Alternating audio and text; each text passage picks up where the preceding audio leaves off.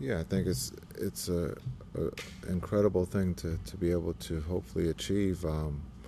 But I'm just very thankful for Juan Cuban bringing me on board, and then also being able to work with Nico, and now our new ownership with Patrick. And so again, it's just I'm with a great group of leaders. We're in a great city when you talk about sports. So, and then you talk about our team when you talk about Luka and Kai. And the rest of the group, it's an incredible opportunity, and I'm just very fortunate to be in this seat. What has Derrick Jones meant to you guys, not just on offense but defense also? Yeah, well, I think it's when you talk about D Jones, it's not just one thing; it's just his character of who he is. Um, he's about playing the game the right way. He was given a chance, and he took full advantage of it. He never complains. He does his job at a high level, and is really appreciative of the opportunity. And when you talk to him and you get to know him, I mean, he's very consistent with his messaging that he just wants to win and be a part of it. And he's definitely a part of it. He's definitely helped us win. And so we're very lucky to have him, no matter if he was signed first or last when it comes to free agency. He's become a big part of the Mavs culture. You'll talk about defense, but also he's shooting the three at a high clip. His athleticism, and we joked about it at the beginning of the season that now we can participate in the layup line. We have athletes who can dunk, and he's part of that athletic crew. 13, 13 years ago today, you and your team went on a 22-5 run to tie the NBA Finals at 1 game apiece with Miami. You guys obviously didn't give up that day. What parallels do you see from that team to this team that are similar to what you experienced 13 years ago? Yeah, I think this team is about adjustments. It's about learning from one game or one possession to the next. This team is very steady. We don't get up too high or we don't get down too low. We just love to compete in the competition. And that's not saying that we're going to win every game or win every quarter, but we learn from that and we bounce back and we put our best foot forward in that next quarter or that next opportunity that we have. And so it's a great group to be around.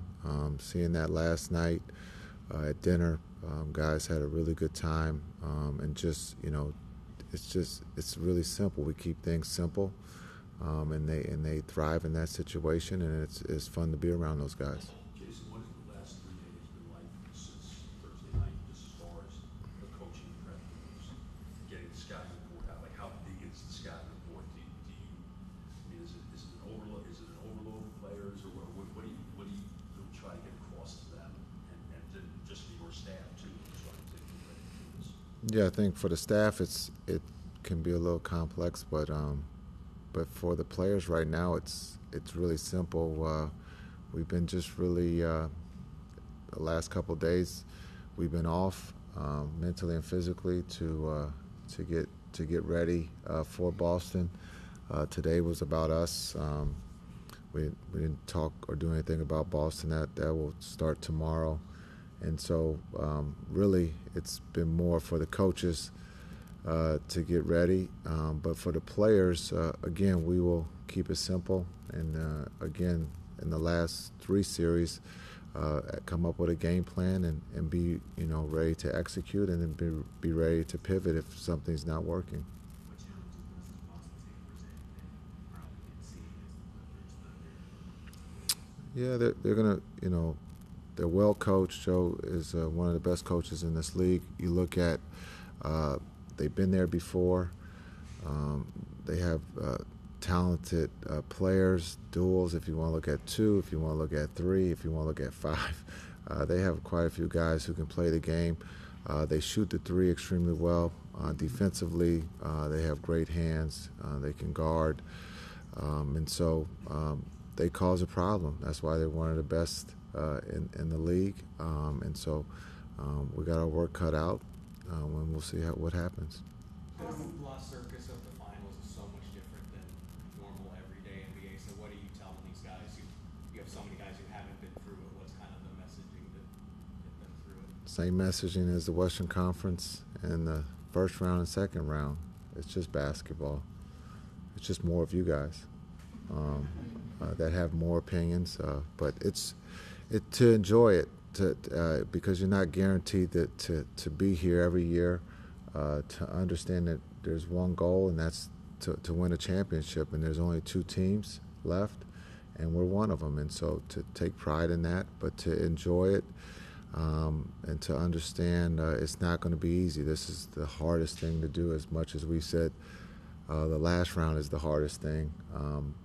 So for this, to enjoy this, the atmosphere, to enjoy the media, the attention, and to be ready to do your job, and that's to find a way to win on the road. Are you going to be able to enjoy this? I've been enjoying it, can't you tell? Speaking of us guys and gals, April of last year, you had to answer some pretty tough questions from us for a variety of reasons. Is there any personal vindication for you in this run? No, you guys ask all the tough questions. These are tough questions. No, everybody has their right to their opinion. That's fair, and that's just, you guys are doing your job. As the head coach of the Mavs, I'm doing my job. There were tough questions last year, tough questions that will come from this series. I will give you the answer. Some will like it, some will not.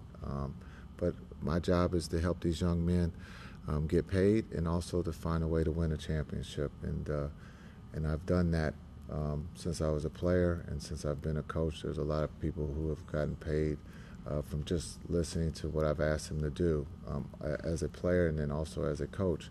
So now we have an opportunity to win a championship. 2 out of the 3 years we've gone to the Western Conference Finals. Some would say that's pretty cool. Some will say that that's failure, but that's just the way it goes. You're not going to make everybody happy, but I know how to win. I've done that since elementary school to the highest level. I've won gold medals. I've won championships, and so and I've won a championship as a coach, assistant coach. And so now I get the opportunity to do it, hopefully, as a head coach. Jason, it's very rare that a team missed the playoffs one year and the very next season get to the NBA Finals. What does that mean to you if you guys were able to accomplish that? We had a plan. You guys just didn't know it. Yeah, we got D-Live and Omax. It's all right to fail. I said that before. It's how you fail. And we were in the lottery, and we got a piece that was huge in D-Live. And then we actually get another piece in Omax. And so it's all right. You can't win a championship every year. But how do you build a championship organization? Dallas hasn't been in that situation in a long time. And Nico and Patrick are doing that, and I'm just happy to be a part of it. But again, the first year I was here, we went to the Western Conference Finals. Hadn't been there in a long, long time, but we acted like we were there every year, but we weren't. But now we're starting to build something, and it's kind of fun to be a part of. And that doesn't mean you're going to win a championship every year. But if you can participate and play for one, that's fun. And that's what we're trying to build here. You played Boston twice this year. Did you put any stock in any one of those games at all? Whether the spring or the totally different circumstances? Yeah, you definitely will watch them and see what they've done against us and what we've done to have success, and what didn't work.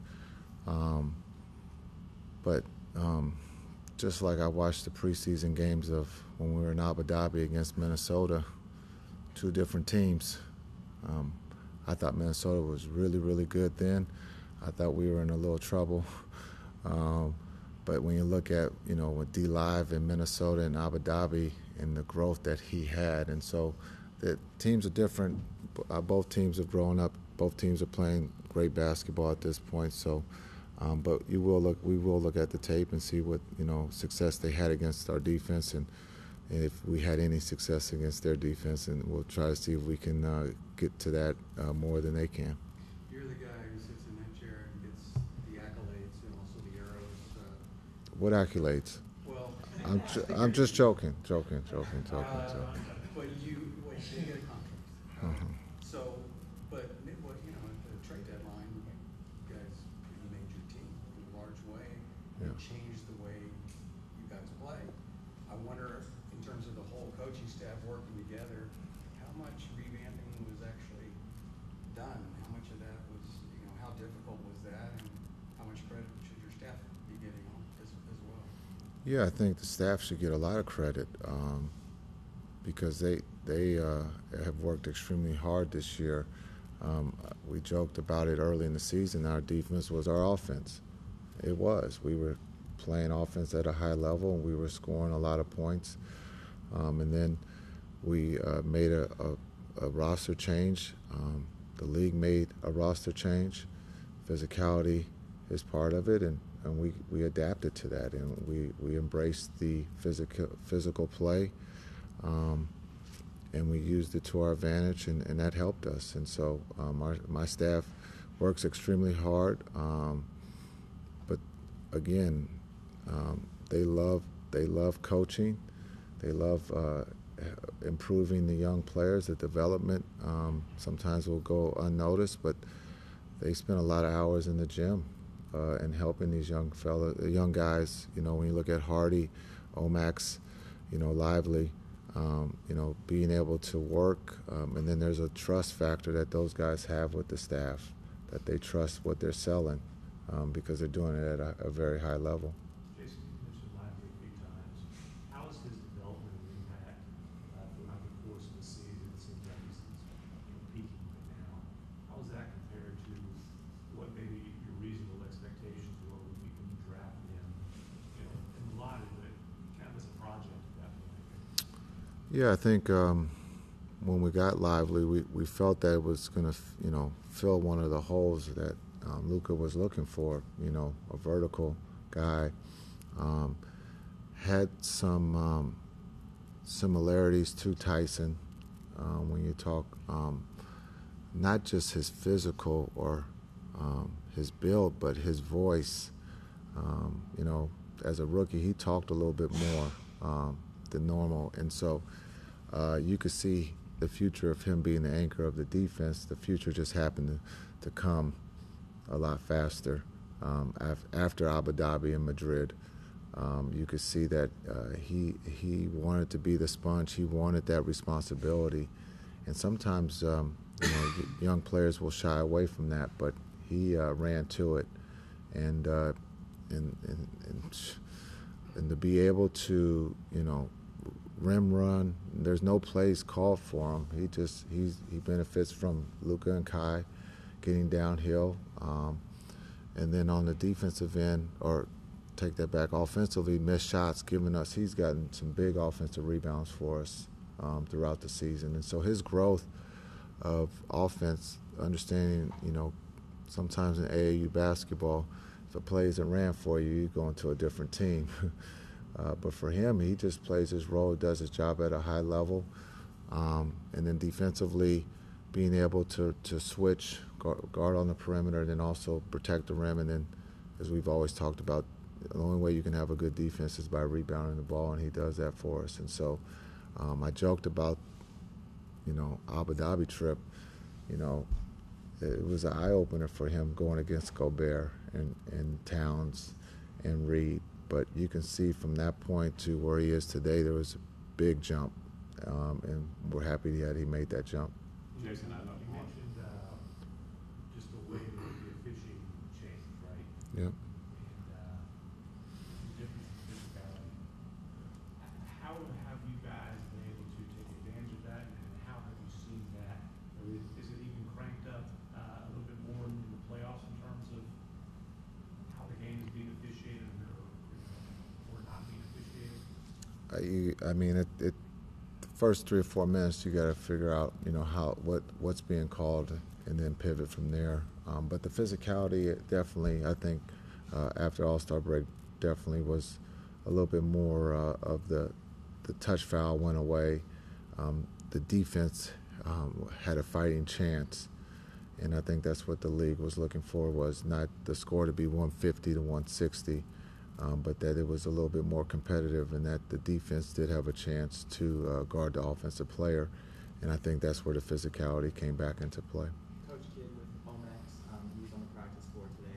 Did he do everything, and could you see a return for him coming soon? Omax is working back from his injury. He did not participate in our practice. He did everything individually, but he's working extremely hard. And I don't know if he's going to participate in this finals, but he's doing better, and so we'll see. You brought up the switching. Where did that trust come from? How did you develop that trust that he was able and capable to, to switch on this longer? That's something that for a lot of the regular season you were doing, you weren't asking him to do very often. Yeah, we had to fail first, and then to help him to understand what the smalls were going to try to do to him. And the coaching staff did a great job with that, and even though he's not officially on the coaching staff, but Tyson has done an incredible job with him. And so understanding Tyson's played in this league, came in as a 3, finished as a center. And so to understand what the smalls are going to try to do to you, I thought Tyson has done a really good job with him. Jason, I know Marquise doesn't play a lot, but what kind of impact has he had on your team on the sideline during the game and also in the locker room? Yeah, I think when you talk about Smooth, I think he's done an incredible job. I think I've mentioned it before. If I had a vote, I know it would go between Luka and Kai. It would be split as the MVP, but the one who has really been great for us as the MVP has been Smooth. A lot of times coaches will always say the guys who score or play the most minutes or have the impact on, the stat line, but Smooth has been incredible for us in the locker room, and we need more vets to help these younger kids understand how to be successful, not just on the floor, but off the floor too. You and him were together with the Lakers when they won the title in the bubble in 2020. Did you see that kind of impact that he had? Yes, that's why he's here. Jason, you've reiterated just since you've been in Dallas, we can't take Luka for granted in his game. Playoffs, he's leading almost every single category. What have you seen from his level of play? Yeah, and I will continue to say that you can't take someone who's so great for granted. A lot of times that's what we do. You pencil him in for a triple-double, but what he has done with his physical, what he's going through physically, he comes to work. He knows that he's on the biggest stage. He loves the big stage, and he wants to win. And so for him to fight through his injuries to get us to the finals has been incredible. We get a couple days here for him to catch his breath mentally and physically because it doesn't get any easier. But again, what he has done is shown that he's one of the best players in the world. And just him as a new dad, have you seen his perspective change any this season? His softer side? Just kids really give perspective. Oh, he understands what a nap is or what sleep is. But yes, I think he doesn't take for granted being able to take a nap. But I think anytime you have a newborn that comes into your life, it puts things in perspective. And he's a very humble kid. When you talk about Luka and about Sharon, I think one of the things that we'll see that was caught on camera is him giving the MVP, Western Conference MVP, to D-Live. And I think that message alone, he understands how important D-Live is to this team. And I think he was probably kidding but also serious because of the importance of what D-Live brings to us. And this is someone that comes off the bench. And so, but that's who Luka is. He's very humble and appreciative, but I think also newborn, you get to see a little softer side of him too. Coach, going off that, you've seen stars excel in the playoffs. You've seen stars struggle in the playoffs. What is it about Luka that you've seen that makes him so focused and able to play well in the big moment? That's a good question. I think it goes back to him when at Real Madrid. just being on the biggest stage at the age of 15 or 16 years old. I know there's a clip of him out there that he's playing against Russ. He's guarding Russ, gets Russ to shoot a jump shot. So that let us know that he can't play defense. But it's kind of cool that he's been on this stage as a teenager or as an older teenager, and he has always adapted, or he's been able to perform at the highest level, and for that he can draw on those experiences and get his game to that level. When you saw Game 5, it was very similar to Game 7 in Phoenix. He didn't let those fans get a chance to cheer. He wanted to end the game, and he did in that first quarter. And so, again, he is special. He's one of the best players in the world, and again, he loves the competition. Thanks.